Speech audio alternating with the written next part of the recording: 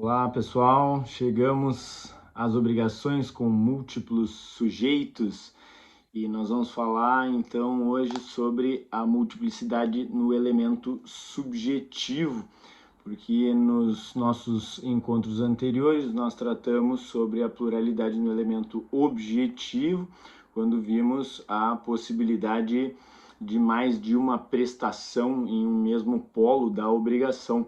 E agora, então, a gente passa a dar multiplicidade ao elemento subjetivo, que consiste nas partes, nas pessoas, nos sujeitos, né, dessa relação obrigacional. Então, partindo daquela mesma ideia do nosso esquema, né, que compõe a relação jurídica obrigacional a partir de uma noção básica lá que acrescenta um sujeito relacionado ao seu respectivo objeto a partir do vínculo jurídico, que faz com que ele seja sujeito 1, devedor da prestação A e credor da prestação B, enquanto o sujeito 2 é devedor da prestação B e credor da prestação A.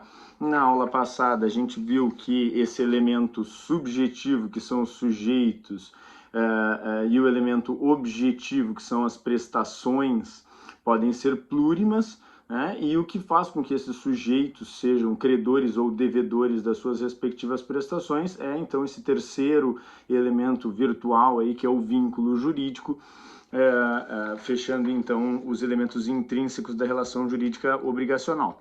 Na aula passada a gente viu que é possível que haja uma pluralidade no âmbito do elemento objetivo, na medida em que um determinado sujeito pode ser devedor de mais de uma prestação, e aí a relação que há entre elas é que determina se essa obrigação com múltiplos objetos é cumulativa ou alternativa, ou mesmo facultativa, como alguns autores apontam, né?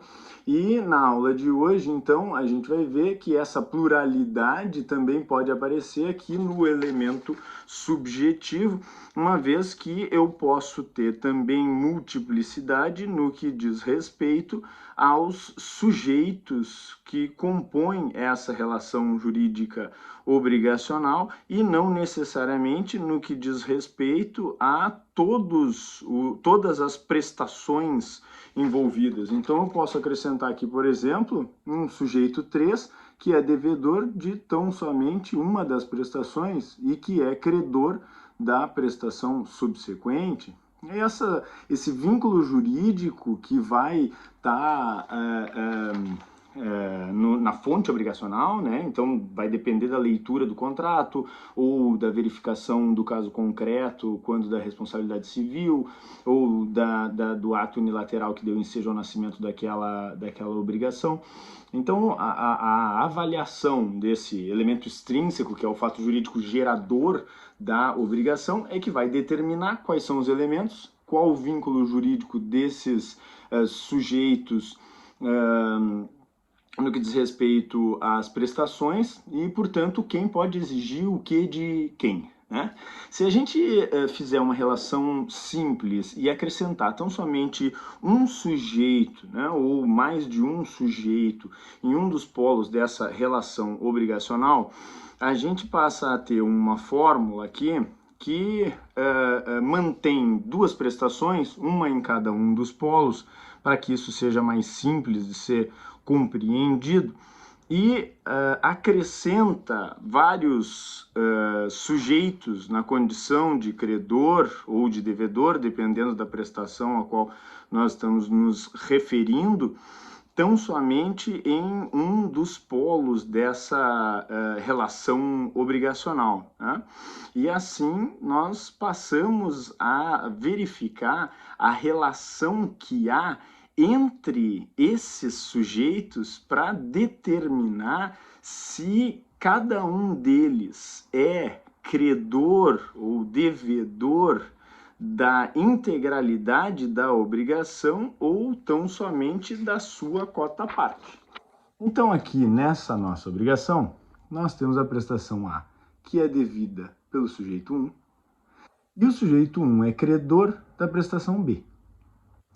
O sujeito 2, 3 e 4 são credores da prestação A e são, ao mesmo tempo, devedores da prestação B. Isso faz com que, ao analisar a prestação B, eu tenha 3 devedores e um credor, no que diz respeito à prestação B. Então, analisando a prestação B, o que eu tenho é isso. Sujeito 2, 3 e 4 são os 3 devedores da prestação B e o sujeito 1 é o credor. Se eu analisar a prestação A, eu só tenho um devedor. O que eu tenho são 3 credores. Portanto, se eu analisar a prestação A, o que ocorre é que eu tenho 3 credores simultâneos, pluralidade no polo ativo e no polo passivo, portanto, no que diz respeito ao devedor, eu só tenho um, que é o S1. Então, agora, analisando aqui tão somente a prestação A, nós temos os S1, que é o devedor, S2, S3 e S4 são os 3 credores dessa obrigação. Se a prestação A for R$300, não houver qualquer previsão na fonte obrigacional quanto a uma divisão desigual, parte-se do pressuposto de que essa é uma divisão igualitária. Portanto, não há maiores problemas quanto a isso. A dívida é de R$300, quando diz respeito à prestação na qual eu tenho 3 devedores, o credor só pode cobrar R$100 do D1, R$100 do D2, R$100 do D3. Cada um é responsável pela sua cota parte. A dívida é de R$300, eu tenho 3 devedores, cada um deve 100. Mesma coisa acontece quando eu tenho uma obrigação divisível com 3 credores e um devedor. Esse devedor deve R$300 para esses 3 credores. C1 pode cobrar só 100 desse devedor. C2 só pode cobrar 100. C3 só pode cobrar 100. Agora, o artigo 264 e seguintes prevê um instituto chamado de solidariedade. A solidariedade, e aí o artigo 265 é bem importante já, até porque eu já vi ele em algumas provas de OAB e concurso, então já é bom inicialmente chamar atenção para isso. A solidariedade não se presume, resulta da lei ou da vontade das partes. Primeira questão importante envolvendo solidariedade. Ela jamais se presume. Se eu não tenho uma previsão expressa no contrato ou na legislação, e essas são as duas hipóteses, ou eu tenho uma previsão legal ou eu tenho uma previsão contratual, não há solidariedade. Logo, a regra geral é essa que eu expliquei agora. Se são R$300 e 3 devedores, cada um deve 100. A não ser que haja uma diferença no contrato. No contrato dizia que um deve 50, o outro 50 e o outro 200. Bom, mas aí há uma descrição no que diz respeito ao quantum devido por cada um deles. Se não há qualquer descrição, cada um deve só a sua cota parte, que corresponde a 1/3, porque são 3 devedores daquele montante. Se há uma previsão de solidariedade, e aí existem duas espécies de solidariedade, solidariedade ativa e solidariedade passiva. E se há solidariedade ativa, não necessariamente há solidariedade passiva e vice-versa. Se eu quero as duas, eu preciso prever as duas. E mais, tanto a solidariedade ativa quanto a solidariedade passiva são vantagens para o credor. Só são vantagens diferentes. Ambas são formas do credor se proteger. A solidariedade prevista na legislação é aquela que normalmente ou advém da natureza da própria relação ou tem o propósito de proteger uma parte mais frágil, como é o caso do direito do consumidor, por exemplo. Um contrato de consumo, dificilmente o fornecedor que elabora as cláusulas vai acrescentar ali que os membros da cadeia produtiva são solidariamente responsáveis, né, pela qualidade dos produtos.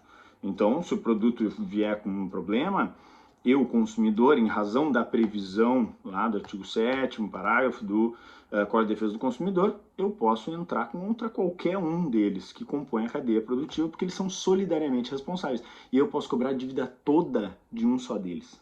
E aquele que pagar a integralidade pode se voltar contra os demais para ratear entre todos eles o prejuízo. Portanto, quando há solidariedade, e aí depende se é ativa ou é a passiva, cada um dos credores ou cada um dos devedores vai estar vinculado àquela prestação como se fosse o único. E aí é que a gente dá uma lida lá no 264. A solidariedade quando na mesma obrigação concorre mais de um credor ou mais de um devedor, cada um com direito ou obrigado à dívida toda. Então, vamos à compreensão do que significa a ideia de solidariedade ativa, primeiro. Vamos entender primeiro a ativa. E, primeiro, para ver solidariedade ativa, eu preciso ter mais de um credor. Se eu só tenho um credor, eu não posso ter solidariedade ativa. Porque a solidariedade ativa consiste na possibilidade de que cada um dos múltiplos credores, cada um dos credores solidários, possa cobrar a dívida toda como se fosse o único. Portanto, nesse nosso esquema, S2, S3 e S4 são todos eles credores do S1, que é devedor da prestação A, que é R$300.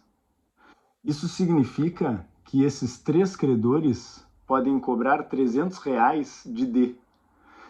Se não diz nada no contrato e nem na legislação, cada um só pode cobrar 100. Agora, se há uma previsão de solidariedade, o C1 sozinho pode cobrar do devedor R$300, que é a totalidade da obrigação. Totalidade da prestação. E aí, é claro, ele passa a condição de devedor de R$100 para o C2 e de R$100 para o C3. Porque agora ele está com valores que não são dele. Ele só tinha a possibilidade de cobrar. Ele ganha essa prerrogativa. Ele ganha a possibilidade de cobrar um valor em nome dos demais. Então, a solidariedade ativa permite, né, que esse credor se comporte como se ele fosse o único. Há, portanto, uma ligação maior entre os credores. No que diz respeito à solidariedade passiva, e agora direito das obrigações é assim, né? A gente vê sempre espelhado. Primeiro olha de um lado, depois olha espelhado do outro lado. Solidariedade passiva, e aí, se eu quero a solidariedade passiva, eu preciso agora fazer outra cláusula prevendo solidariedade passiva, porque é um instituto diferente. Ele também tem essa mesma ideia de aglutinar os múltiplos sujeitos de um mesmo polo, só que agora no polo passivo.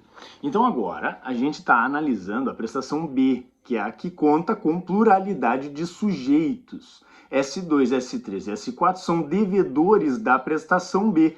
S1 é o sujeito credor da obrigação B. E, portanto, o esquema que nós vamos usar agora é o esquema que apresenta multiplicidade de devedores, porque quando se fala em solidariedade passiva, se fala em multiplicidade de devedores. Não há como falar em solidariedade passiva sem uma multiplicidade no polo passivo. Quando aqui se trata da prestação B e esses múltiplos devedores que aparecem nesse nosso esquema abaixo devem R$300 para o credor S1, eu aqui, um dos devedores, D1, sou devedor de apenas R$100 se não há a previsão contratual ou legal no sentido da solidariedade. Agora, se há uma previsão, né? E deve haver a previsão, porque não há uma presunção de solidariedade. Se há uma previsão no sentido da solidariedade passiva, cada um desses múltiplos devedores pode ser cobrado na totalidade da obrigação, da prestação B. Se for R$300, o D1 pode ser cobrado em R$300. E aí, ele se subroga nos direitos do credor. E se subrogar nos direitos do credor é mais do que ter direito de reembolso. Não é só que ele paga os R$100 do D2 e os R$100 do D3, os outros dois devedores. E aí passa a ter direito de pegar de volta esse valor que ele foi obrigado a pagar porque era um devedor solidário. É mais do que isso, ele se subroga. Se subrogar é não só ter o direito de reembolso, como ainda ter o direito de todos os encargos que o antigo credor teria se não tivesse havido o pagamento. Então é como se o D2 e o D3 não tivessem pago, porque na verdade eles não pagaram, quem pagou foi o D1. Só que quem vai se beneficiar desse inadimplemento é o D1, ao invés de ser o credor. A vantagem do credor é que o risco de inadimplência é muito mais baixo, porque um dos três vai ter patrimônio para pagar. E se por acaso um dos três devedores vier à falência, não é problema do credor. Se não houvesse solidariedade, ele perderia aquela cota-parte. Ele não consegue mais cobrar. Agora, se há solidariedade passiva, o problema passa a ser dos sujeitos devedores, né, dos demais devedores. Vamos analisar alguns efeitos da solidariedade que me parecem importantes. Primeiro, no que diz respeito à solidariedade ativa, me parece interessante chamar atenção para alguns aspectos. Artigo 272 vai falar sobre um instituto chamado de remissão. A remissão, com 2 S's, o direito às vezes dá uma sacaneada porque usa a mesma expressão, né? Remissão, tem a remissão também lá do direito penal, que é dos dias trabalhados, não tem nada a ver. Tem a remissão lá do processo de execução, que também não tem nada a ver. Aqui, remissão significa perdão da dívida. Então, aqui se refere ao perdão da dívida.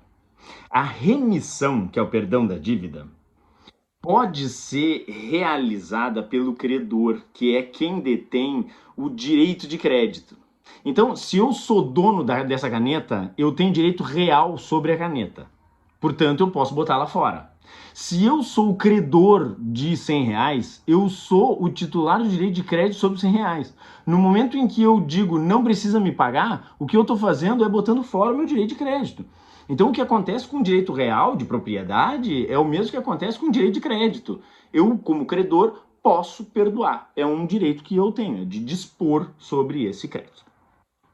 Só que uma questão surge quando há pluralidade de sujeitos no polo ativo. Porque se eu tenho 3 credores de R$300 e um devedor, se não há solidariedade, cada um só pode cobrar 100. E se o C1 quiser perdoar o seu 100, ele perdoa o seu 100. Se eu tenho solidariedade, o C1 pode cobrar 300.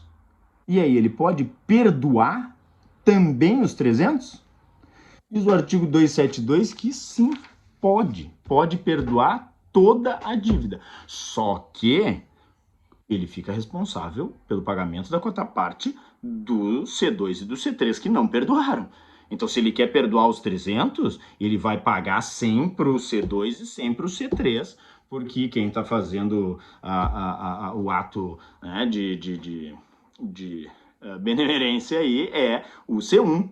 Né? Então, ele não pode perdoar gerando prejuízo aos credores que não perdoaram. Se ele quiser perdoar, ele pode liberar o devedor, mas aí ele passa a condição de devedor.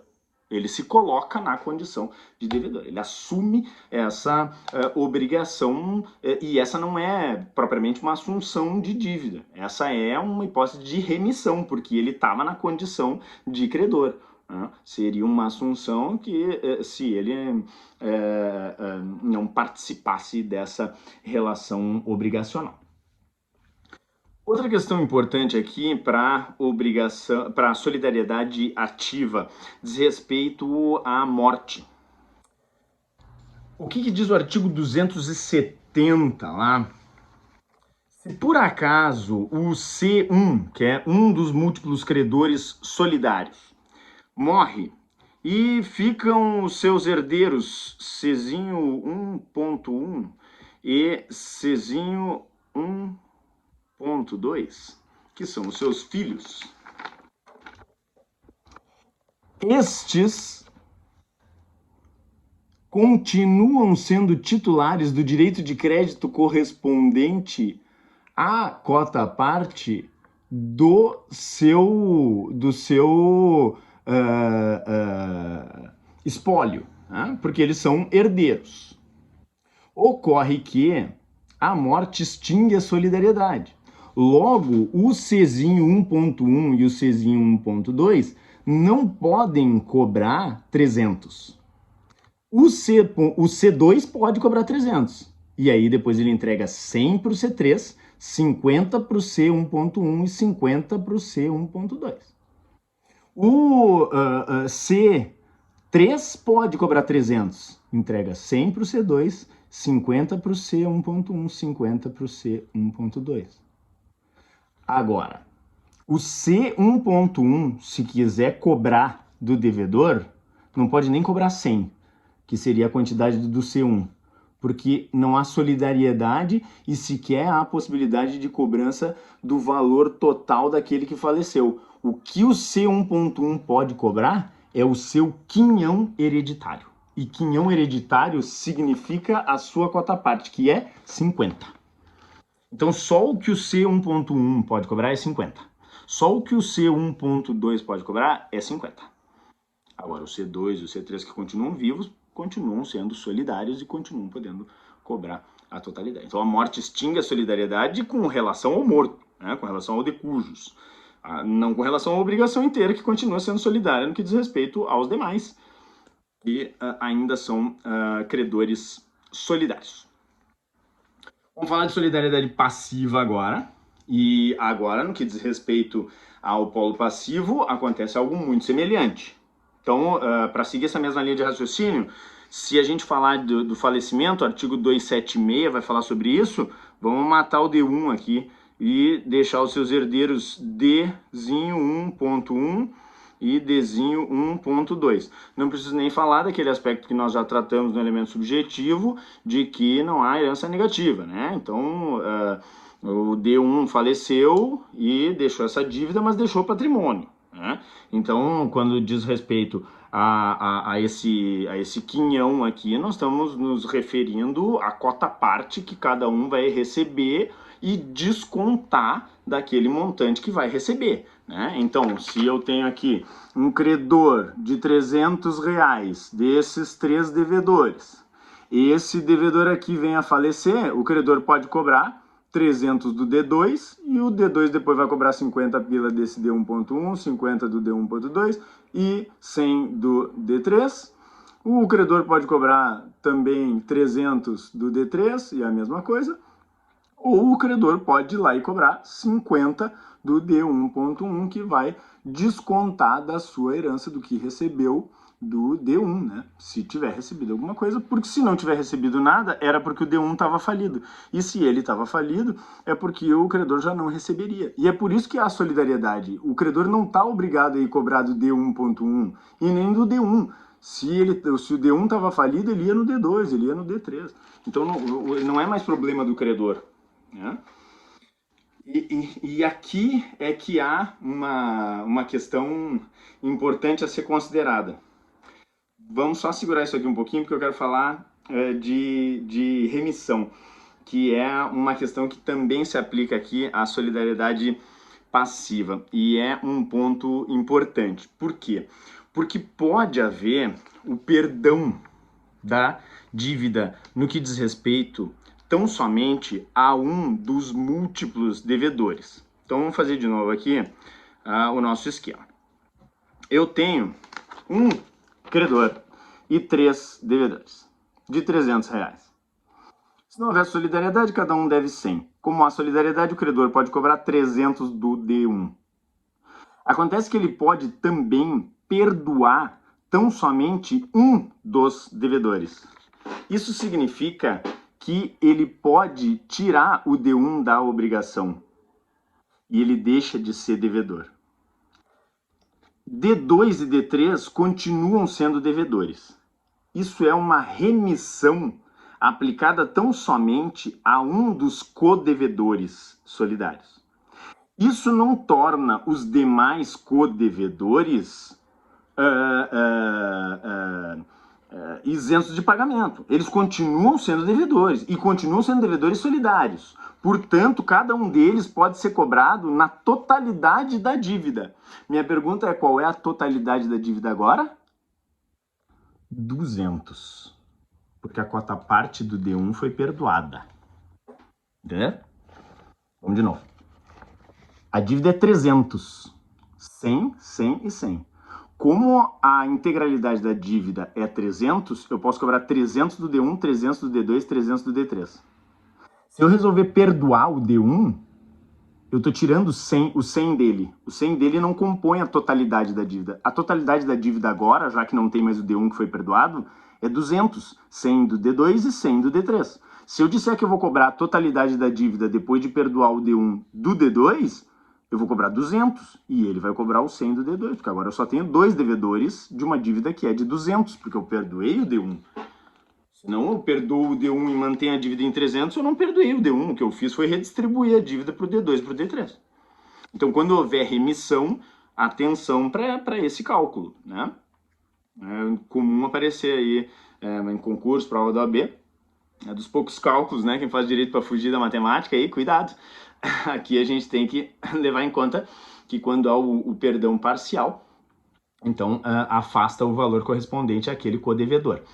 E na solidariedade há uma outra questão a ser observada, que diz respeito a um outro instituto chamado de exoneração.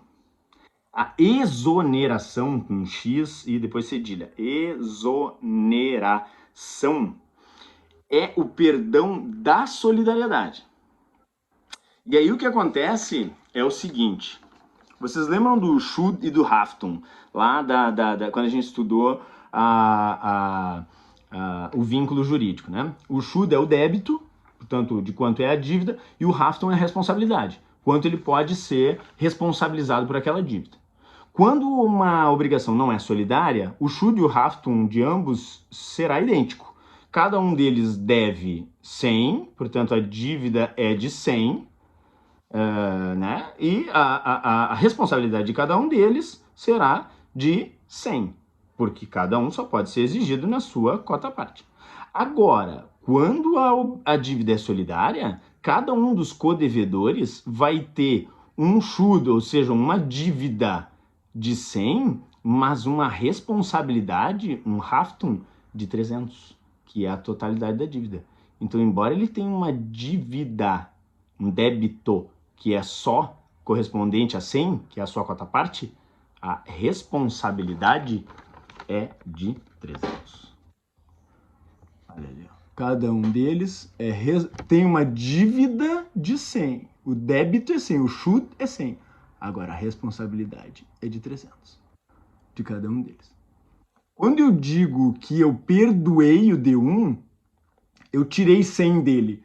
E aí, a responsabilidade de cada um dos demais virou 200.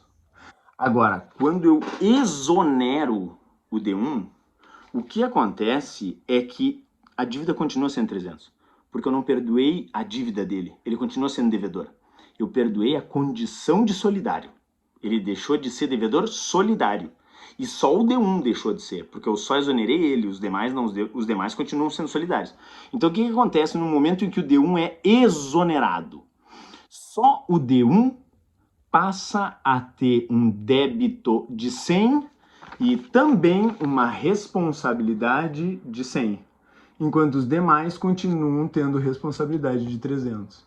Porque como o D1 foi exonerado, o credor, quando for cobrado D2, pode cobrar 300. Quando for cobrado D3, pode cobrar 300, porque ambos são solidários. Agora, o D1, no momento que foi exonerado, deixou de ser solidário. Então, o credor só pode cobrar 100 dele. Isso é comum, isso acontece. Se em contrato de parceria comercial, isso acontece. Não, fecho um negócio contigo aqui, passo a ser teu parceiro na importação, exportação. Se tu me exonerar daquela dívida que é grande lá, eu não quero ser responsável por aqueles meus outros sócios. Pronto, coloca uma cláusula de exoneração e agora ele não é mais responsável pela dívida toda, só pela sua cota parte. Né? Então, é bem importante saber essa distinção entre o perdão da dívida, que é a remissão, e a exoneração, que diz respeito, então, não ao perdão da dívida, mas ao perdão da solidariedade. E aí entra uma outra questão muito importante e um pouco mais complexa, que merece a nossa atenção. Lá adiante, nos artigos 283 e 284.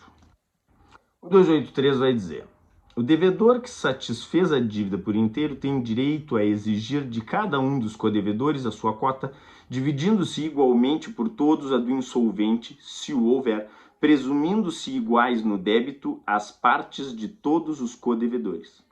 284. No caso de rateio entre os codevedores, contribuirão também os exonerados da solidariedade pelo credor pela parte que na obrigação incumbia ao insolvente.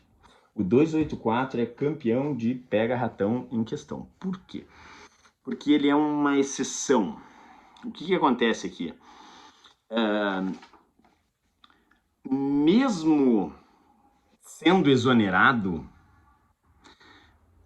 o codevedor que já foi solidário deve ratear o prejuízo correspondente à cota-parte daquele codevedor solidário que faliu, que está insolvente. Está insolvente é falir, não tem dinheiro mais para conseguir cumprir essa obrigação, não consegue mais pagar essa obrigação. Então, vamos criar aqui uma relação obrigacional, onde eu tenho, então, uma multiplicidade de devedores, D1, D2, D3, um credor, uma dívida de 300, cada um deles tem um débito de 100 e seria responsável unicamente por 100 se a obrigação não fosse solidária.